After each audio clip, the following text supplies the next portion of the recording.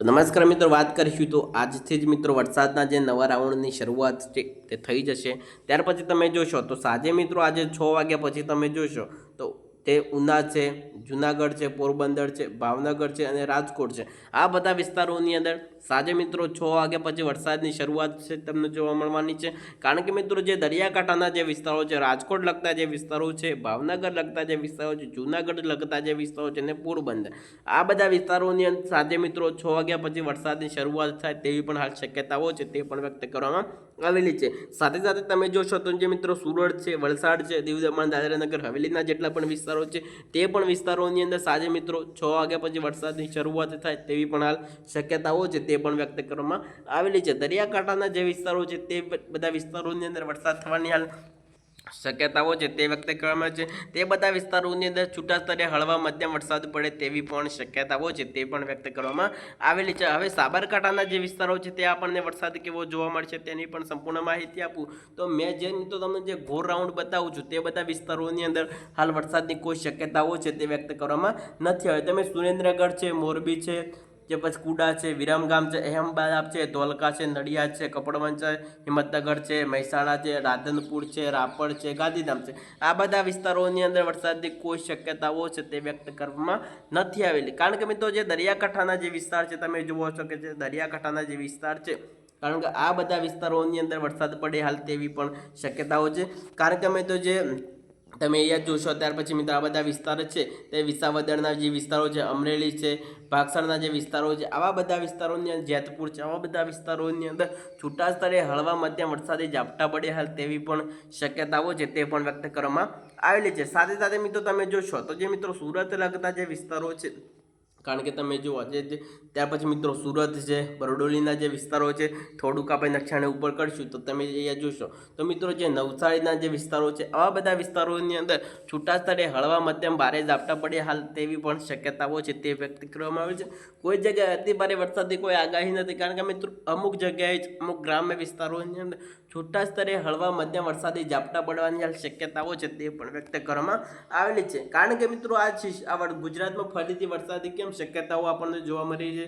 કારણ કે મિત્રો જે બંગાળની ખાડીની અંદર બનેલી સિસ્ટમના કારણે મિત્રો જે વલસાડ છે, દીવ દમણ દાદરા નગર હવેલી છે, સુરત છે, અહીંયા આ બધા વિસ્તારોની અંદર વરસાદ પડવાની શક્યતાઓ છે. કારણ કે મિત્રો તમે નાસિકના આજુબાજુ વિસ્તારોની અંદર જોશો તો ત્યાં આપણને એક નાનકડી સિસ્ટમ છે તે જોવા મળે છે. અહીંયા સિસ્ટમ બનેલી તે સિસ્ટમ આ રીતે આગળ વધી. કારણ કે મિત્રો જે સુરત, વલસાડ, દીવ દમણ દાદરા નગર હવેલી, ઉના, જે દરિયાકાંઠાના જે વિસ્તારો છે તે બધા વિસ્તારોની અંદર છૂટા સ્તરે હળવા મધ્યમ વરસાદી ઝાપટા પડે હાલ તેવી પણ શક્યતાઓ છે તે વ્યક્ત કરવામાં આવેલી છે. કારણ કે મિત્રો તમે જોશો તો આજથી જ મિત્રો જે 14 તારીખથી લઈ સાંજના મિત્રો 6 વાગ્યાથી વરસાદની શરૂઆત થાય તેવી પણ શક્યતાઓ છે તે વ્યક્ત કરવામાં આવી છે. કારણ કે મિત્રો 6 વાગ્યાથી વરસાદના જે નવા રાઉન્ડની અંદર શરૂઆત થાય છે ત્યાર પછી તમે જોશો તો કાલે મિત્રો તમે કેવો વરસાદ તમને જોવા મળવાનો છે આપણે કાલની પણ તમને અપડેટ આપીએ. તો કાલે મિત્રો તમે 15 તારીખે જોશો તો આપણે જે 15 તારીખ સવારની 8 વાગ્યાની અપડેટ પ્રમાણે વાત કરીએ તો જે વલસાડના જે વિસ્તારો છે અને જે સુરત તે બધા વિસ્તારોની અંદર છૂટા સ્તરે હળવા મધ્યમ વરસાદી ઝાપટા પડવાની શક્યતાઓ છે. કારણ કે સૌથી વધુ વરસાદ છે તે મિત્રો આજથી જ 14 તારીખ મિત્રો સાંજે મિત્રો આપણને 6 વાગે જેવો વરસાદની શરૂઆત થશે. કારણ કે આજે વિંડી અત્યારે બતાવી રહ્યું છે કે સાંજે મિત્રો 6 વાગ્યા પછી જે ઉના છે, જુનાગઢ છે, પોરબંદર છે, ભાવનગરના જેટલા લગતા પણ વિસ્તારો છે, આ બધા વિસ્તારોની અંદર 6 વાગ્યા પછી વરસાદ પડવાની હાલ શક્યતાઓ છે તે પણ વ્યક્ત કરવામાં આવેલી છે. ત્યાર પછી મિત્રો આપણે આગળ જોશું તો આવનારા દિવસોની અંદર કેવો વરસાદ જોવા મળશે. તમે 8 વાગ્યા પછી જોશો તો જે તમને જે રાજકોટ છે, જુનાગઢ છે, પોરબંદર છે, એ બધા વિસ્તારોની અંદર જોશો તો રાત્રે પણ મિત્રો છૂટા સ્તરે હળવા મધ્યમ વરસાદી ઝાપટા પડવાની શક્યતાઓ છે. રાત્રે 8 વાગ્યા પછી પણ એ સિસ્ટમ છે.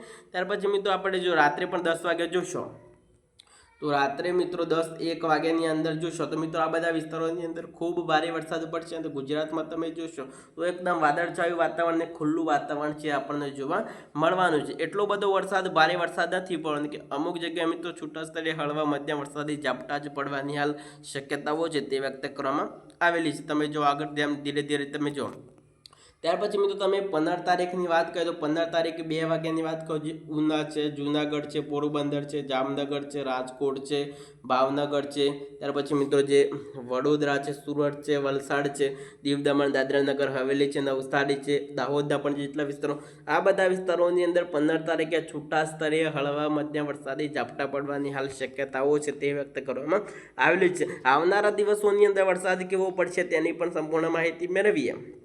તમને 15 તારીખની અપડેટ આપી, ત્યાર પછી તમે જુઓ તો આ દિવસોની તમે 15 તારીખે પણ થોડી વરસાદના તીવ્રતામાં થોડો ઘટાડો જોવા મળશે. આગળ તમે જોશો તો આ રીતે સિસ્ટમ આગળ વધી.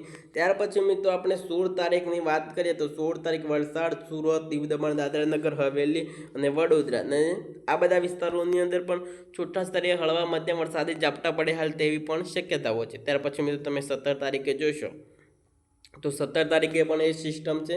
તમે 16 તારીખે પણ જોશો તો ઉના, જુનાગઢ, પોરબંદર, જામનગર, રાજકોટ, ભાવનગર તે બધા વિસ્તારોની અંદર છૂટા સ્તરે હળવા મધ્યમ વરસાદી ઝાપટા પડવાની હાલ શક્યતાઓ છે તે વ્યક્ત કરવામાં આવેલી છે.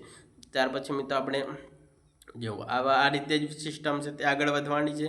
એટલી ભારે સિસ્ટમ નથી, એક સામાન્ય સિસ્ટમ જ છે. અતિ ભારે અત્યંત ભારે વરસાદ આપણને જોવા નથી મળે. ત્યાર પછી તમે આપણે 17 તારીખને 8 વાગ્યાની આપણે પ્રમાણે વાત કરીએ તો સુરત, વલસાડ, દીવ દમણ દાદરા નગર હવેલી તે બધા વિસ્તારોની અંદર 17 તારીખે ખૂબ ભારે વરસાદ પડે તેવી પણ વિંડી અત્યારે છે તે દેખાડી રહ્યું છે. આવનારા દિવસોની અંદર આપણને આ બધું જે નવા રાઉન્ડ છે તે જોવા મળવાના છે. ત્યાર પછી મિત્રો આપણે 17 તારીખની પછી 1 વાગ્યાની અપડેટ પ્રમાણે વાત કરીશું તો ઉના, જુનાગઢ, પોરબંદર, કોહા, જામનગર, રાજકોટ, ભાવનગર તે બધા વિસ્તારોની અંદર છૂટા સ્તરે હળવા મધ્યમ વરસાદી ઝાપટા જ પડવાની આગાહી છે. ત્યાર પછી મિત્રો 17 તારીખે આ રીતે સિસ્ટમ છે.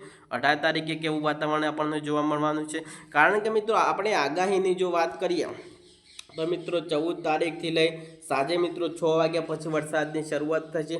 ત્યાર પછી મિત્રો 14 તારીખથી લઈ 18 સપ્ટેમ્બર સુધી ગુજરાતના કેટલાક વિસ્તારોની અંદર એટલે કે મિત્રો 40 થી 50% જેટલા ગુજરાતના વિસ્તારોની અંદર સામાન્યથી ભારે વરસાદ પડવાની શક્યતાઓ છે તે વ્યક્ત કરવામાં આવેલી છે. કોઈ જગ્યાએ મિત્રો છે તો મિત્રો ભારે વરસાદ કે અતિ ભારે વરસાદ નથી પડવાનો, સામાન્ય જ વરસાદની આગાહી કરવામાં આવેલી છે. 14 વાત કરીએ તો અત્યારે 14 તારીખથી લઈ 14 ત્યાર પછી મિત્રો 15, 16, 17, 18 આ જે તારીખોની અંદર વરસાદની શરૂઆત થશે. 18 તારીખથી એકદમ વરસાદની તીવ્રતામાં થોડો ઘટાડો આવી જશે. ત્યાર પછી મિત્રો આવનારા દિવસોની અંદર પણ વરસાદ હવે વિદાય લે તેવી પણ હાલ શક્યતાઓ છે તે વ્યક્ત કરવામાં આવેલ છે. નવરાત્રિની અંદર વાત કરીએ તો મિત્રો નવરાત્રિની વાત કરીએ તો નવરાત્રિમાં છે તે મિત્રો છૂટો છવાયો હળવોથી મધ્યમ વરસાદ જોશે. વરસાદી છાંટા તમને જોવા મળે હાલ તેવી પણ શક્યતાઓ છે તે પણ વ્યક્ત કરવામાં આવેલી છે. અંબાલાલ પટેલે પણ કીધું છે કે નવરાત્રિ પણ મિત્રો છૂટા સ્તરે હળવા મધ્યમ વરસાદી ઝાપટા પડવાની હાલ શક્યતાઓ છે તે પણ વ્યક્ત કરવામાં આવેલી છે. આવનારા જે વિડીયોની અંદર પણ તમને સંપૂર્ણ માહિતી આપીશું. હવે જે નવરાત્રિ ઉપર કેવો વરસાદ જોવા મળવાનો છે તેની પણ મિત્રો આગલા વિડીયોની અંદર તમને સંપૂર્ણ માહિતી આપી દઈશું. તો ચાલો આજના વિડીયોની અંદર આટલું જ. ફરી મળીશું નવા વિડીયોમાં અને નવા એક સરસ ટોપિક સાથે.